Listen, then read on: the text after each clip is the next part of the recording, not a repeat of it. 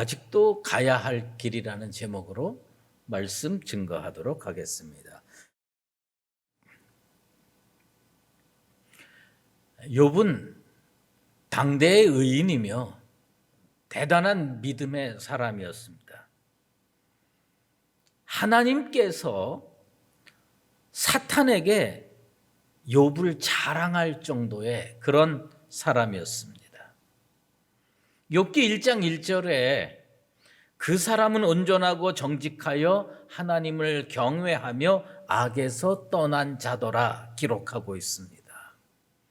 그런데 하나님께서 이렇게 욥을 칭찬을 하자 사탄이 세상 말로 태클을 했습니다. 하나님께 욥이 어찌 까닭 없이 하나님을 경외하리까?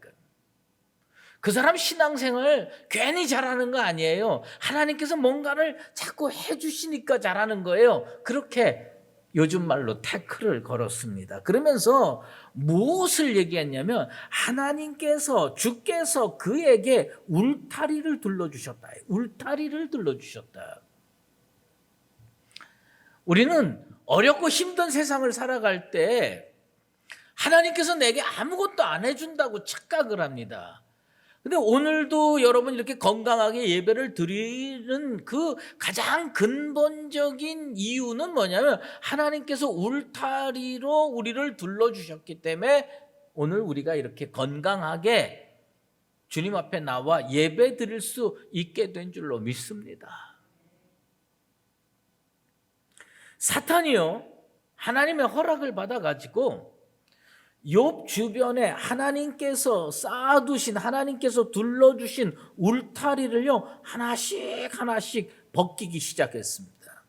아마 욥도 몰랐을 거예요. 하나님의 울타리가 이렇게 겹겹이 내 인생을 둘러싸고 있는 줄 몰랐을 거예요. 하루아침에 10명의 자녀가 죽었습니다. 그 많던 재산이 순식간에 싹 사라져 버렸습니다. 온몸에 종기가 나서 질그릇 깨진 것 가지고 몸을 긁기 시작했습니다. 멀리 살던 친구 셋이 찾아왔죠. 그때 이 아무도 없는 벌판에 혼자 세워진 것처럼 울타리가 다 벗겨진 그 욥이 뭘 하느냐? 자기 생일을 저주합니다. 어찌하여 내가 태에서 죽어 나오지 아니하였던가? 차라리 그냥 죽었으면 좋았을 텐데. 그러면서 욥은 그런 과정을 거치면서 하나님의 울타리가 이렇게 대단했구나. 이렇게 견고하게 나를 둘러싸고 있었구나. 그런데 인생길을 앞으로 이 울타리 없이 살아갈 걸 생각을 하니까 진짜 기가 막힌 거예요. 그래서 욥이 욥기 3장 23절에 이런 고백을 합니다. 내가 이 고백을 묵상하면서 참 그렇구나. 하나님에게 둘러싸여 길이 아득한 사람에게 어찌하여 빚을 주셨는고? 내가 지금까지 어떻게 살았느냐? 하나님에게 둘러싸여서 살았구나. 그런데 이 울타리가 싹 걷어지니까 앞으로 남은 인생길이 아득하게 느껴지는 거예요. 갈 길은 먼데 홀로 견뎌내고 버텨내기가 어려운 거예요.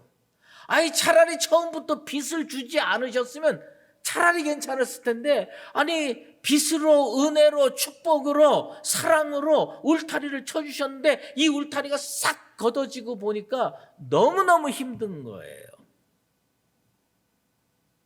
나는 그 욥기 3장 23절 말씀 중에 하나님에게 둘러싸여라는 그 표현이 그렇게 가슴에 와닿을 수가 없어요. 하나님이 지금 나를 둘러싸고 계시는구나. 요즘 그 자영업자라든지 이런 분들이 참 어려운 세상을 살아가고 있어요. 근데 나 이렇게 고달픈데 하나님께서 왜 나를 붙들어 주시지 않나? 하나님께서 그 울타리를 그동안 얼마나 견고하게 쌓아서 붙들어 주셨는지를 깨닫고 지금도 많은 울타리가 우리를 견고하게 둘러싸고 있다는 것을 기억해야 됩니다. 깨닫고 살아야 돼요. 울타리가 싹 벗겨지니까 욥의 입술에서 나온 게 뭐예요? 길이 아득하구나. 여러분 앞으로 인생길 몇 년 더 갈 것 같아요? 10년, 20년 가는데 하나님의 울타리가 벗겨지고 나면 그 인생길 얼마나 아득하고 힘들겠습니까? 욥이요, 하나님을 저주할 수는 없고 뭘 저주했느냐? 자기 태어난 날 생일을 저주하는 겁니다. 누가 복된 사람이라고 생각합니까? 누가 믿음으로 잘 사는 사람이라고 생각하십니까? 누가 진짜 건강한 사람이라고 생각합니까? 하나님께서 연약하기 그지없는 우리 인생을 지금도 울타리를 두르고 계심을 믿음으로 깨닫게 되기를 주의 이름으로 축원합니다. 하나님께서 우리를 사랑해 주셔서 생명 주셨고 빛 주셨고 긍휼히 여기셔서 오늘날처럼 건강하게 예배 가운데 우리가 교회에 나와서 살 수 있도록 만들어 준 겁니다. 사실 우리는 어떤 인생이냐? 길이 아득한 사람들입니다. 예수쟁이로서 그런 생각 많이 하지요. 이 남은 인생길 믿음으로 잘 살아서 믿음의 완주를 하고 싶은데, 전 그래서 기도 제목, 이런 기도 제목이 있습니다. 하나님, 내 생애의 끝까지 그 은혜의 울타리를 거두지 말아 주시옵소서.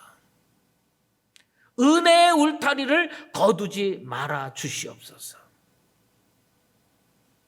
믿음의 길을 걷다 보면, 사명의 길을 걷다 보면 나라는 인간이 특별히 더 연약해서 그런지 몰라도 가끔 그런 생각이 들 때가 있어요. 이 사명의 길에서 조금 내려가고 싶다. 사명을 좀 내려놓고 편안히 살고 싶다. 이런 생각이 들 때가 있습니다. 최근에 기독교 서적이 아닌데, 신앙 서적이 아닌데 그 책 제목을 딱 보는 순간에 이건 목사가 졌다. 그런 생각이 드는 책이 한 권 있었어요. 김남준이라고 하는 작가가 쓴 아무도 사랑하고 싶지 않던 밤이라는 책이 있어요. 그래서 그 제목을 딱 보고 이게 신앙 서적에 있지 않고 일반 서적에 있어요. 그런데 내 느낌에 이거는 목사가 아니면 이런 말 쓸 수가 없다. 그래서 그 책을 사갖고 읽었습니다. 보니까 이분이 목사더라고요. 그런데 어떻게 그런 책 제목을 정해서 책을 쓸 수가 있었을까? 사명이 무거운 거야. 인생길이 너무 힘든 거야. 그래서 뭐예요? 아니 이 사람은요 평생 사랑의 의무를 지고 있는 주의 종이잖아요. 근데 어느 날 그렇게 느껴지는 거예요. 아무도 사랑하고 싶지 않은 밤이 있었던 거예요. 그는 자기를 이렇게 표현했어요. 유리그릇 같아서. 자기 유리그릇 같아서 깨지기 쉽다. 그런데 그 사명에서 벗어나고 싶었던 그 사람에게 이 한 구절의 말씀이, 어거스틴의 고백록에 나오는 이 한 구절의 말씀이 자기를요 사명의 길을 끝까지 가도록 붙들어 줬다는 거예요. 그게 뭐냐? 그대는 엄숙하리만치 존귀한 존재다. 그대는 엄숙하리만치 존귀한 존재다. 내가 그 구절을 읽으면서요, 무슨 생각이 들었느냐? 욥기의 말씀, 욥기 3장 23절의 말씀이 딱 생각이 나는 거예요. 아, 하나님께서 이 연약한 사람에게도 심하게 울타리를 쳐주셨구나. 생명의 빛을 주셨고 구원의 빛을 주셨고 은혜의 빛을 주셨구나. 그러니까 이 사람이 아무도 사랑하고 싶지 않은 그 밤을 이겨내고 사명의 길을 걷고 있는구나. 아, 이 사람은 믿음의 완주를 할 수 있겠구나 확신이 들었습니다. 여러분, 코로나 이 험한 시기를 지내면서 얼마나 힘드십니까? 얼마나 어렵습니까? 그런데 여러분은 어떤 존재냐? 엄숙하리만치 존귀한 존재임을 믿으시기 바랍니다. 하나님께서 생명의 울타리, 은혜의 울타리, 구원과 축복의 울타리를 겹겹이 쌓아서 보호할 만큼 엄숙하리만치 존귀한 존재임을 깨달아야 됩니다. 그리고 주께서 나를 이렇게 붙들어 주시니 이 험한 세상에서도 믿음의 완주를 해야 되겠다 기도하고 흔들리지 않고 믿음의 길을 걸어가는 나와 여러분 되시기를 주의 이름으로 축원합니다. 오늘 유다 사도는 이렇게 말씀하면서 하나님의 말씀을 전개합니다. 화 있을진저 이 사람들이여. 화 있을진저 이 사람들이여. 어떤 사람이 화 있다는 거예요? 길에서 내려온 사람이에요. 길에서 벗어난 사람이에요. 예수의 길, 믿음의 길, 구원의 길을 가지 아니하고 길에서 내려온 사람, 다른 길을 찾아서 다른 길로 간 사람. 우리 주님 뭐라고 말씀합니까? 내가 곧 길이요 진리요 생명이니 나로 말미암지 않고는 아버지께로 올 자가 없느니라. 예수님 그 길 밖에는 구원의 길이 없는데 교회 안에도 다른 길을 찾아서 다른 길로 가는 사람이 있었다는 이야기입니다. 예수님께서 어느 날 아침에 이른 아침에 예루살렘 성으로 들어오시는데 무척 시장하셨어요. 무척 배가 고프셨어요. 그런데 길가에 아주 무성한 무화과 나무 한 그루가 있는 거예요. 그래서 뭔가 얻어먹을 게 있나 해서 가까이 갔는데 잎만 무성하고 열매가 없었습니다. 그때 주께서 그 나무를 저주하셨어요. 이제부터 영원토록 내가 열매를 맺지 못하리라. 주님의 저주가 임했습니다. 열매를 못 맺은 거예요. 왜요? 무화과 나무는요, 무화과 열매를 맺는 길을 걸어가야 되는 거예요. 무화과 나무가요, 무화과 나무 열매를 맺지 않으면 다른 길로 가는 거예요. 주님께서 저주하신 거예요. 화 있을진저 이 사람들이요.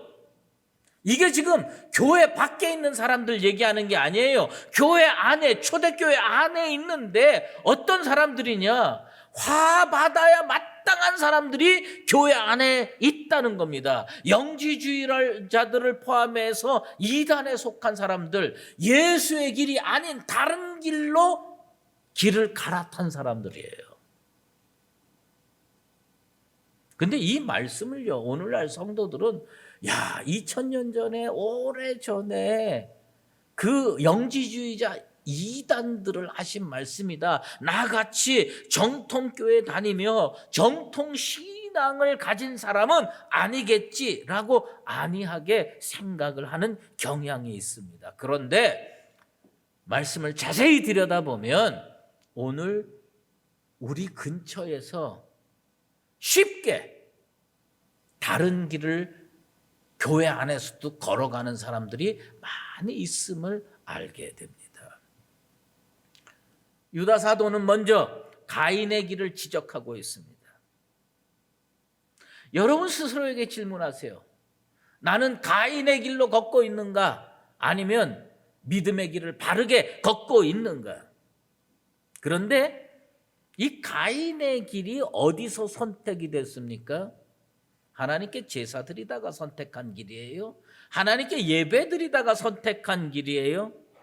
그러니까 오늘날 예배 드리며 살아가는 사람들 중에 누구라도 가인의 길을 갈 가능성이 있다는 말씀입니다.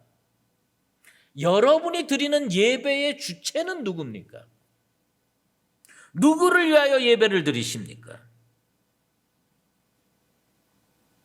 우리 주변에는요, 자기를 위하여 예배를 드리는 사람이 많습니다. 자기의 건강을 위해서, 자기의 축복과 성공을 위해서 예배를 이용하는 사람들이 참 많습니다. 예배는 어떻게 드리는 거냐? 예배는요, 하나님의 영광을 위하여 드리는 겁니다. 여러분의 예배가 혹시 절반쯤 가인의 길로 가지 않았나 돌이켜 봐야 되는 겁니다. 하나님은 영이시니 예배하는 자가 영과 진리로 예배할 때가 오나니 곧 이때라. 아버지께서는 자기에게 이렇게 예배하는 자들을 찾으시느니라. 지금도 우리 주님은 예배하는 자, 합당하게 연락될 수 있는 예배를 드리는 자를 찾고 계시는 겁니다. 사람의 마음이요, 자기에게 향해 있으면 예배를 드리고 어느 길로 가느냐? 가인의 길로 간다는 겁니다. 여러분의 마음이 온전히 하나님께 향해 있게 되기를 주의 이름으로 축원합니다. 오직 하나님께 영광을 돌려드리고 예수 이름 높일 때 온전한 예배가 될 수가 있습니다. 바리새인과 세리 두 사람이 어느 날 성전에 올라갔습니다. 기도하러 올라갔고 예배하러 올라갔어요. 그런데 바리새인은요, 기도했습니다. 기도했는데 주어가 누구냐면 나예요. 하나님이라는 용어를 한 번 사용하고 전부 나예요. 오늘날로 얘기하면 하나님 나 축복받게 해주세요. 하나님 나 은혜 받게 해주세요. 하나님 나 건강하게 해주세요. 하나님 우리 자녀 잘되게 해주세요. 하나님 우리 가정 평화롭게 해주세요. 주어가 전부 자기야. 나예요. 원어 성경을 읽어보면 나라는 표현이 5번이 나와요. 우리 성경을 읽어보면 2번밖에 안 나오지만 원어 성경을 읽어보면 무려 5번이 나와요. 온통 관심이 어디에 있느냐? 자기에게 있는 거예요. 이런 예배 드리는 사람들이 가인의 길로 갈 가능성이 많습니다. 그런데 그 세리는 어떻게 하나님께 기도하고 예배했습니까? 주어가 하나님입니다. 하나님, 나를 긍휼히 여겨 주시옵소서. 나는 죄인이로소이다.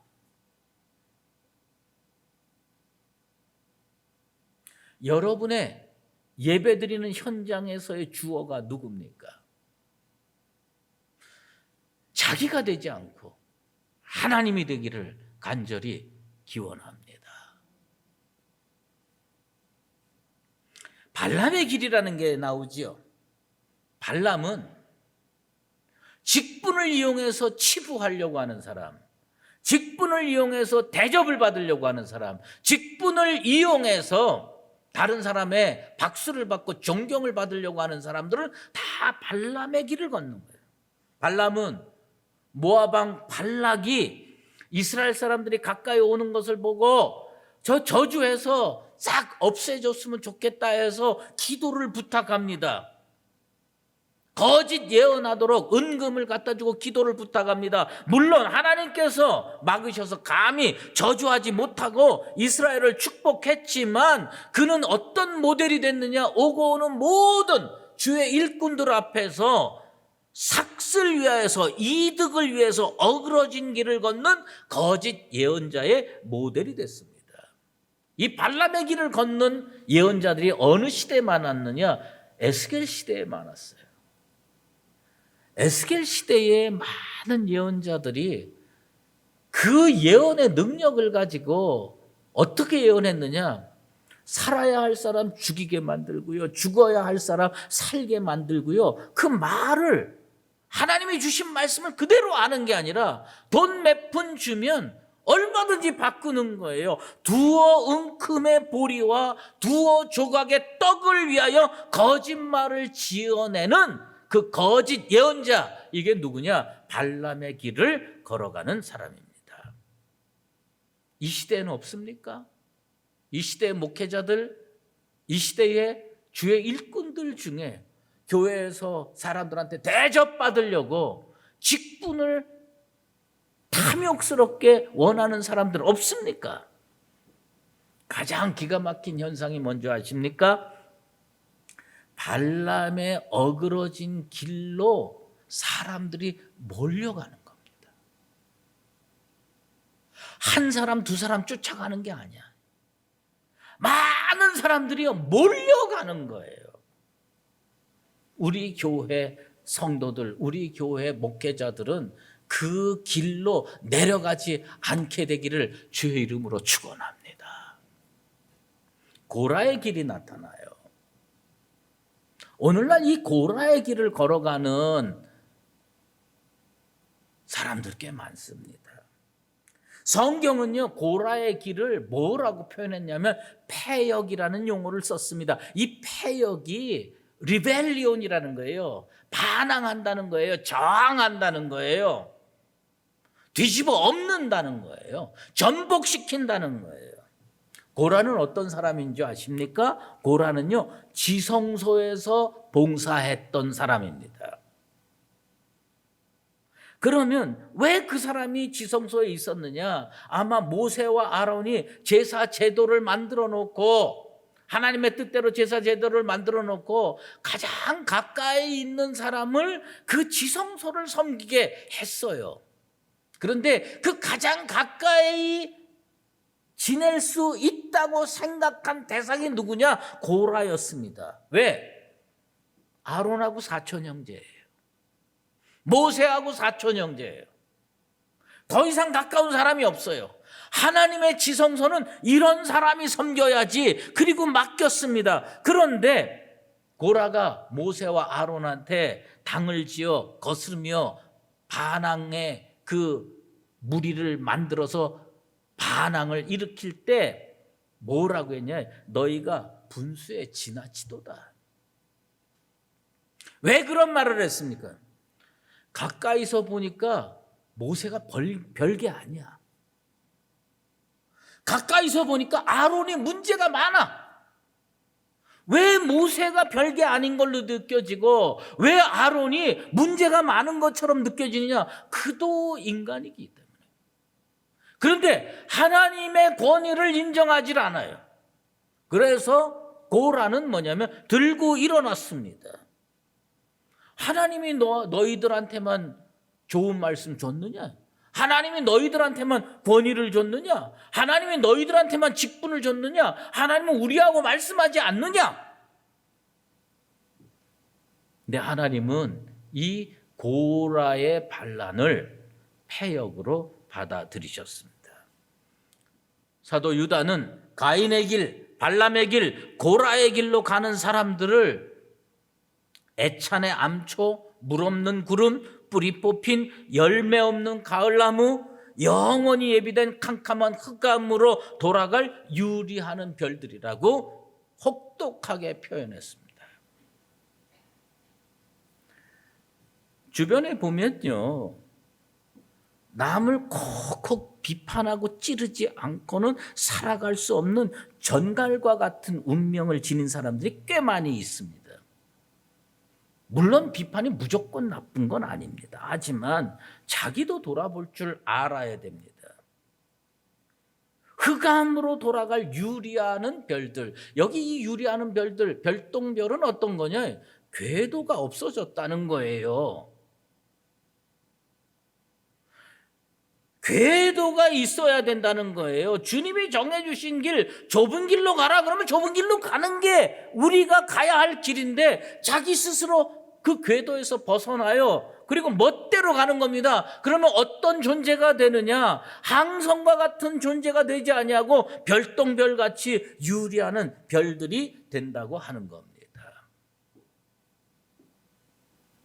어떤 사람이 유리하는 별들처럼 되느냐? 마리아가 순전한 나드 옥합을 깨뜨려서 자기 머리털로 예수님 발을 닦아줄 때 그 옆에서 그 광경을 매우 비판적인 시각으로 바라봤던 사람이 있습니다. 누구냐? 가롯 유다입니다. 예수님 앞에, 사람들 앞에 당당하게 얘기합니다. 이 귀한 향유를 300데나리온에 팔아서 가난한 사람을 도와줘야 하는 거 아니냐. 가장 정의로운 표현을 했습니다. 틀린 말이 하나도 없지요. 그런데 그는 도둑이었고 배반자였습니다. 나중에 예수님을 은 30에 팔아 넘겼습니다. 발람의 길이 멀리 있는 게 아니라는 거예요. 가인의 길과 고라의 길이 우리와 전혀 상관없는 인생길이 아니라는 겁니다.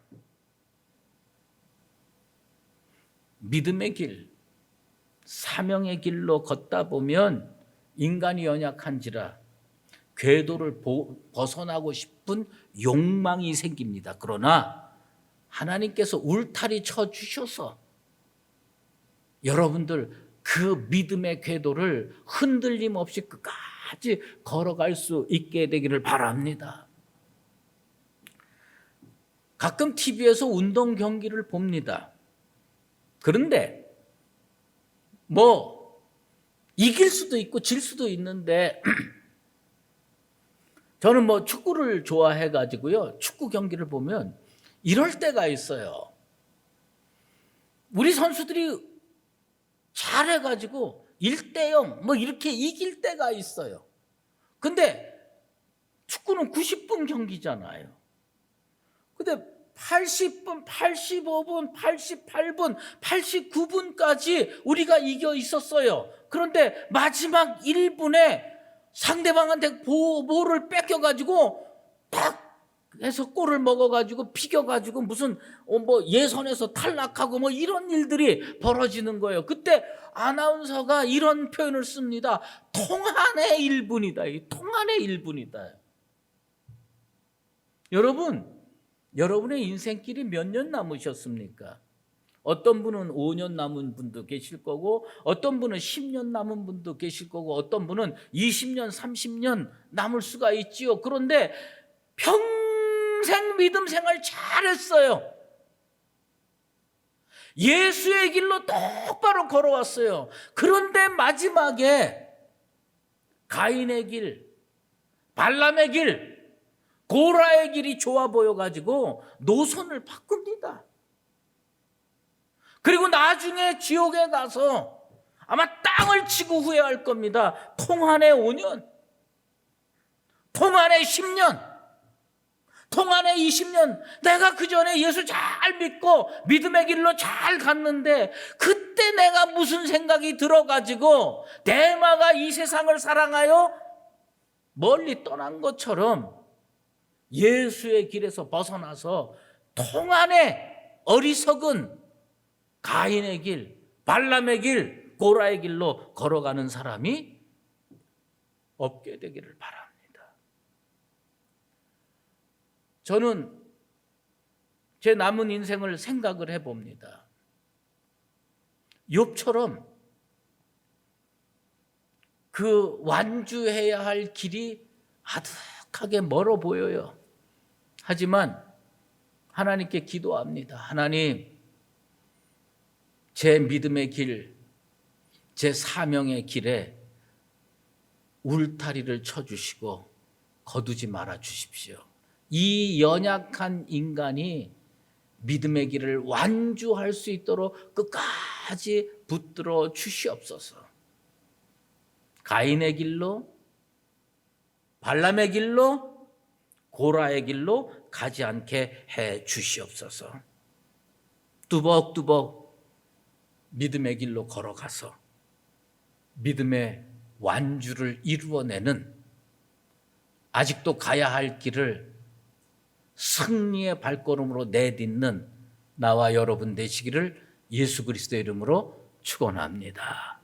기도하겠습니다. 하나님 아버지,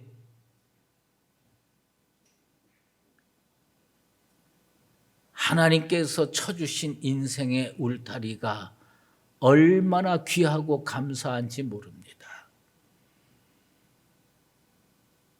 욥이 사탄 때문에 하나님께서 쳐주신 인생의 울타리가 하나하나 없어짐에 따라 그는 자기 생일을 저주할 정도로 비참해졌습니다. 인생길이 아득해졌습니다. 하나님, 사랑하는 우리 수유제일교회 성도들, 이 코로나 시대에도 그 인생길이 아득해지지 아니하도록 하나님께서 둘러싸 주시고 울타리를 견고하게 세워 주시옵소서. 그리고 아무리 힘들고 어렵더라도 예수의 길로 걸어가지 가인의 길이나 발람의 길이나 고라의 길로 가는 어리석은 사람은 단 한 명도 없게 도와 주시옵소서. 주님 손 붙들고 믿음의 길, 구원의 길, 예수의 길을 끝까지 완주해내는 우리 성도들 다 되도록 은총 베풀어 주시옵소서. 예수 그리스도의 이름으로 기도드리옵나이다. 이제는 우리 주 예수 그리스도의 은혜와 하나님 아버지의 극진하신 사랑하심과 성령의 인도하시고 교통하심이 아무리 인생살이 어렵고 힘들어도 믿음의 길은 굳건하게 끝까지 완주하기로 결심하는, 사랑하는 수유제일교회 모든 믿음의 권속들과 주의 몸된 교회 위에 이제로 영원히 함께 계시옵기를 간절히 축원하옵나이다.